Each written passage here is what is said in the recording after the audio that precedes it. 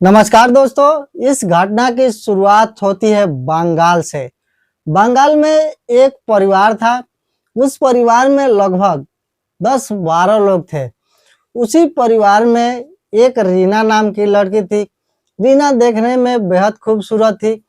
रीना पढ़ाई करने में भी बहुत अच्छी थी। रीना के घर वाले भी लोग बहुत अच्छे थे और रीना का काम था, जितना भी घर का काम था सब कुछ रीना ही संभालती। चाहे घर में क्या आता है और क्या जाता है, रीना ही सब कुछ देखती, क्योंकि रीना को हिसाब करने में और सब कुछ सामान मतलब लाने में मेजरमेंट अच्छा से रखती, पढ़ने में तेज थी। इसलिए घर वाले ने रीना के ऊपर जिम्मेदारी दे दिया था। लेकिन क्या होता है मेरे दोस्त, जो रीना के एक भाई था, उसका नाम पप्पू था। पप्पू फेरी का काम करता, मतलब कि उसके घर का जो आदमी थे वो सब लोग पैसा वाला काम करते। अब पप्पू का बस इस यही काम था मेरे दोस्त, जहां जहां से पैसा लेकर आना था पप्पू जाता और पैसा लेकर आता। धीरे धीरे जो रीना थी उसकी उम्र बढ़ती जाती है और रीना की उम्र 25-26 साल हो जाती है। लेकिन मेरे दोस्त, रीना के घर वाले रीना के लिए लड़का खोजते हैं, लेकिन लड़का मिलता तो था, लेकिन सब कुछ होने के बाद जो शादी का गठन मतलब गन्ना बनना था वो नहीं बैठ पाता, कट जाता था। जो शादी का रेखा था वो सब नहीं मिल पाता। इसे करते करते उसके घर वाले बहुत परेशान हो गए थे। जहां भी लड़का देखने जाते वहां भी कैंसिल हो जाता, जहां जाते वहां भी कैंसिल हो जाते। घर के बगल वाले कुछ रिश्तेदारों ने जहां जहां बताते कि बेटी ये करो वो करो, इस बाबा के पास जाओ, उस मंदिर पर जाओ, रीना सब कुछ करती। लेकिन फिर भी उसका जो शादी का रेखा जो भाग्य था वो भी नहीं हो पाता। रीना बेचारी परेशान थी। कभी गुस्से में आती तो घर वालों से बोलती कि मैं शादी नहीं करूंगी, मैं ऐसे ही रह लूंगी। लेकिन पप्पू जो था वो भी बहुत होशियार था। बेचारा अपनी बहन को बहुत समझाता है, लेकिन बहन जब गुस्से में आ जाती उसकी एक भी बात घर वालों का नहीं मानती। धीरे धीरे समय बीतता चला जाता है। एक बार उस गांव में एक बाबा आता है। बाबा आता है पूरा घर पे मतलब घूमने के बाद रीना के घर पर जाता है। तो रीना के घर वाले बाबा से बोलते हैं कि बाबा देखिए, एक मेरी बेटी है, उसका नाम रीना है। उसके शादी के लिए हम लोग बहुत सारे लड़के देखे, बहुत सारे रिश्ता आया, लेकिन एक भी रिश्ता सही नहीं हुआ, एक भी सेट नहीं हुआ। किसी में कुछ कमी, किसी में कुछ कमी, ऐसा ही हो जाता है। बाबा क्या बोलता है कि ठीक है, उस लड़की को बुलाओ, मैं उसका हाथ का रेखा देखता हूँ। जब रीना आती है मेरे दोस्त बाबा के पास, तो बाबा का मन विचलित हो जाता है रीना के ऊपर। रीना इतना खूबसूरत थी। बाबा क्या करता है कि रीना का हाथ देखता है और हाथ देखने के बाद बाबा बहाना बना देता है और बात घुमा देता है। बोलता है कि बच्चा, इतना इसमें टाइम लगेगा देखने में, देखने के लिए कुटी पर आना पड़ेगा। मेरा जहाँ झोपड़ी है, मेरा जहाँ ठिकाना है, वहां पे आना पड़ेगा। वहां पे मैं अच्छे तरीके से एकदम ढंग से देखूंगा। उसके घर वाले उस बाबा के जाल में फंस जाते हैं और फंसने के बाद बोलते हैं कि ठीक है बाबा, मैं लेकर आऊंगा। बाबा बोलता है कि संडे को और ट्यूसडे को, मतलब कि रविवार और मंगलवार को लेकर आना, मैं हाथ का रेखा देखूंगा। उसके घर वाले उस बाबा का बात मान लेते हैं, उस बाबा के जाल में फंस जाते हैं। और जो रीना थी उसको समझाते हैं कि तुम बाबा के पास जाना, और बाबा सब कुछ बता दिए हैं कि मेरे कुटी पर आना, जहाँ मेरा स्थान है वहां पे मैं बैठकर देखूंगा कब शादी होगा, कहाँ शादी होगा, किस लड़के से होगा। ये सब फिराक में उसके घर वाले पड़ जाते हैं और उसी फिराक में रीना भी पड़ जाती है। इतना मोह माया था, लेकिन सब मोह माया त्याग देते हैं मेरे दोस्त। जो पप्पू था वो बोलता है रीना से कि इन सब बाबा के चक्कर में मत पड़ो, ये सब बाबा ढोंगे हैं, झूठ मूठ का फंसाएंगे, गलत काम करेंगे और फिर छोड़ देंगे। लेकिन उसके घर वाले जितने भी लोग थे और रीना, सब लोग पप्पू को बोलने लगे कि अगर बाबा ऐसा होता तो हाथ देखते ही इतना सब कुछ नहीं बता पाता और ना ही बोलता कि मेरे स्थान पर आना, मेरा जहाँ कुटी है। कोई बाबा अपने स्थान पर जल्दी किसी को नहीं बुलाता है।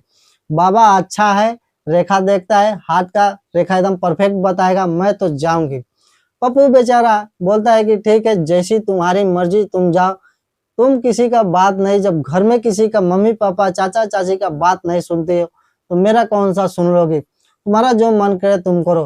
पप्पू वहां से बोलकर चला जाता है अपना फेरी का पैसा लेने के लिए। और रीना क्या करती है, उस दिन का इंतजार करती है जिस दिन उसको जाना रहता है वहां पे। और बाबा जो था उसका एक ही काम था, जो सुंदर और सुशील लड़कियां दिख जाती उसको अपने फरेबी जाल में फंसा लेता, दो चार बातें बढ़ाकर बोलता और अपने कुटी पर बुलाता। और कुटी पर बुलाने के बाद अपने मन मुताबिक, अपने मन और तरीके से जैसा मन करता वैसा काम करता। उसी फिराक में रीना फंस गई थी। अब रीना का समय आ गया था बाबा के कुटी पर जाने का। बाबा का जो कुटी था मेरे दोस्त, रीना के दो चार गांव के बाद एक गांव में था, और भी गांव से थोड़ा दूरी पर एक जंगल टाइप के जगह पर था। पूरा झाड़ी था। बाबा का जो कुटी था उसके आसपास बहुत सारे पेड़ थे। एक भयानक सा उसमें जाने पर वहां पर लगता, वहां पे कभी कभार लोग जाया करते, जिस लोग का काम था, और काम उसी लोग का था जो सुंदर लड़की थी और देखने में बाबा को जो पसंद आती वही लड़की वहां पर जाती। और बाबा का एक भी आदत ऐसा भी था, एक आदत ऐसा था बाबा का कि पहले ही बोल देता कि अकेले आना है, ना कि घर वालों को साथ में लेकर। रीना क्या करती है, अपने मम्मी को अपने साथ लेकर जाती है। जब वहां जाती है तो बाबा उसकी मम्मी को साथ में देखता है तो अंदर से गुस्सा आने लगता है बाबा को। बोलता है कि बेटा, मैं तुमको बोला था कि तुम अकेले में आना, और तुम अपने साथ अपने मम्मी को लेकर आ गई हो। अब मेरा जो तांत्रिक और जो विद्या है, जो शक्ति है, वो काम नहीं करेगा। वो काम सिर्फ अकेले में करता है, ना कि घर वाला अगर कोई रहेगा थोड़ा भी काम नहीं करेगा। रीना बेचारी एकदम सोच में पड़ जाती है, सोचने लगती है कि मैं मम्मी को झूठ मूठ कर लेकर आ गई हूँ। बाबा जब बोल के आए थे कि अकेले में आना, तो मैं मम्मी को जिद करके यहाँ क्यों लेकर आ गई हूँ। बाबा क्या करता है, झूठ मूठ ऐसे ही मतलब एक नाटक करता है और अपने कुटी के अंदर ले जाता है और इधर उधर की बातें बोलकर बोलता है कि कुछ इसमें दिखा नहीं रहा है, तुम फिर अगले दिन आना मंगलवार को। रीना वहां से उठती है और चुपचाप अपने मम्मी के साथ आ जाती है।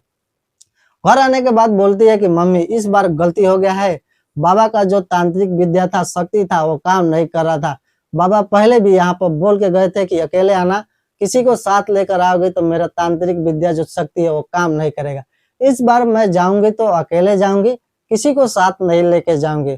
उसकी मम्मी बोलती है कि जैसा तुम्हारी मर्जी, बस तुम्हारा शादी हो जाए, बाकी किसी चीज का टेंशन नहीं है। उसके घर वाले को बस एक ही टेंशन था मेरे दोस्त, जितने भी उसके घर में थे, चाचा चाची, बड़ी माँ, बड़ी पापा, पापा मम्मी, जितना भी भाई सब लोग थे, बस सिर्फ और सिर्फ टेंशन था तो रीना की शादी का था। और उस शादी का टेंशन बाबा अब दूर करने वाला था। इस वजह से उसके घर वाले बहुत खुश थे। खुशी के वजह से, खुशी के माहौल पर एक छोटा सा पार्टी रखते हैं कि रीना का शादी अब सेट हो जाएगा, रीना का सब कुछ सही हो जाएगा, कि बाबा अब हाथ का लकीर देखेंगे रीना का तो सही हो जाएगा। एक पार्टी रखते हैं, पार्टी पूरे अच्छे से सेलिब्रेट करते हैं। लेकिन सेलिब्रेट, खुशी, सब कुछ मना लेते हैं, जीत से पहले मेरे दोस्त जश्न मना लेते हैं। कभी जीत से पहले जश्न नहीं मनाया जाता है, और इसके घर वाले जो थे वो जीत से पहले जश्न मना लेते थे। होना कुछ और था और यहाँ हो जाता है कुछ और उसके घर वालों को कभी ऐसा नहीं लगा था कि रीना के साथ ऐसा हो जाएगा।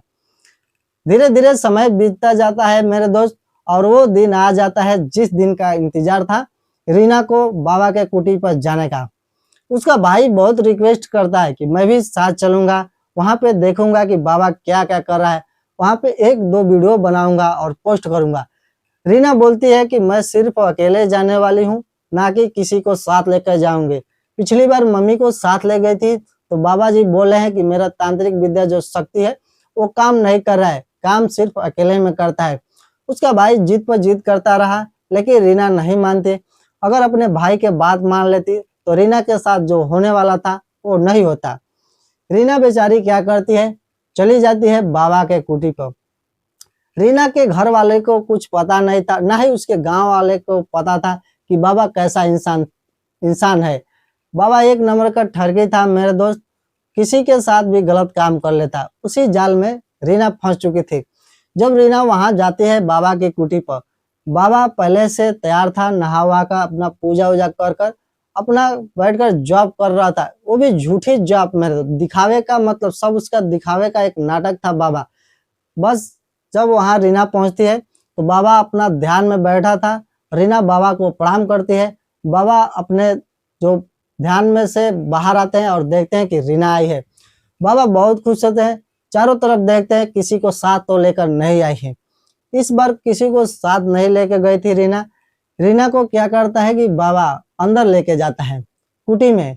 कुटी में ले जाने के बाद अपना झूठी कार्यक्रम चालू करता है। कभी लकड़ी तोड़ता है, कभी भभूत मारता है, कभी कुछ मारता है। रीना को बोलता है कि बच्चा तुम आंख बंद करो। रीना जैसे जैसे बाबा बोलता वैसे वैसे रीना सुन सुनकर काम करती। रीना बेचारी आंख बंद कर लेती है और बाबा अब धीरे धीरे रीना के पास जाना चालू कर देता है। रीना को कभी इधर टच करता, कभी उधर टच करता, कभी हाथ पकड़ता, कभी कुछ पकड़ता। रीना बेचारी चुपचाप वहां बैठी थी। उसको बस यही मन में आशा था कि कैसे भी कर मेरा शादी फिक्स हो जाए। अब बाबा झूठी मूठी तंत्र मारता, भभूत मारता, ऐसा ही करता। रीना जब ये सब कुछ देखती, कभी कभी आंख खोल के, तो उसको लगता कि बाबा सब कुछ सही काम कर रहा है, लग रहा है कि मेरा शादी इस बार सही हो जाएगा। लेकिन ऐसा कुछ नहीं था। ना ही वो शादी का रेखा हाथ का किसी का देखता और ना ही किसी का शादी करवाता।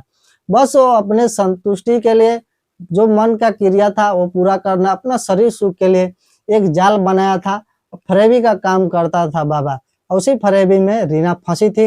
अब उसके साथ क्या करता है बाबा, धीरे धीरे बात को आगे बढ़ाते बढ़ाते कभी कुछ खुलवाता, कभी कुछ खुलवाता। धीरे धीरे करते करते रीना का एक एक कपड़ा खुलवा दिया। लेकिन रीना बेचारी के मन में यही था कि कोई बात नहीं है, बाबा जी है, सब कुछ सही कर देंगे, सब कुछ देखेंगे फिर भी सही कर देंगे, यहाँ पे कोई आने वाला नहीं है। इस वजह से बाबा जी अकेले में बुलाते हैं। आज तो मेरा शादी का डेट फिक्स हो जाएगा और कहाँ होगा, किस लड़के से होगा, घर वालों को जाकर खुशखबरी दूंगी, घर वाले बहुत खुश हो जाएंगे। लेकिन ऐसा नहीं होता है मेरे दोस्त। जो बाबा था धीरे धीरे सब कुछ करवाने के बाद अब रीना को बोलता है कि बेटा अब तुम यहाँ पर लेट जाओ। लेट जाने के बाद बाबा रीना के ऊपर भभूत मारना चालू कर देता है। रीना इधर उधर घूमना, मतलब वहीं पर लेटना चालू कर देती है।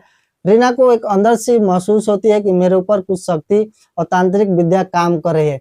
लेकिन ऐसा नहीं था मेरे दोस्त। किसी के ऊपर अगर भभूत या कुछ भी चीज फेंकने पर थोड़ा शरीर में झंझनाहट से जरूर आती है। वैसा ही था, बाबा अपना भभूत मारता और रीना के शरीर में झंझनाहट आती और रीना समझती कि मेरे ऊपर बाबा का तांत्रिक विद्या काम कर रहा है। धीरे धीरे बाबा क्या करता है, अब रीना के ऊपर हाथ लगाना चालू करता है। हाथ लगाते लगाते पूरा अंदर तक हाथ लगा देता है और अंदर तक हाथ लगाने के बाद क्या करता है कि रीना के साथ सब कुछ करने पर तुल जाता है। बोलता है कि अगर मेरे साथ सब कुछ काम कर लोगी तो पक्का है कि तुम्हारा शादी सेट हो जाएगा। रीना जब ये सब सुनती है तो यहाँ पर भी राजी हो जाती है। सोचती है कि यहाँ पर कोई देखने वाला है, मैं किसी से नहीं बताऊंगी और ना ही बाबा किसी से बताएगा। बाबा अपने जाल में फंसाकर रीना के साथ सब कुछ कर लेता है, भभूत मारते रहता है और काम करते रहता है।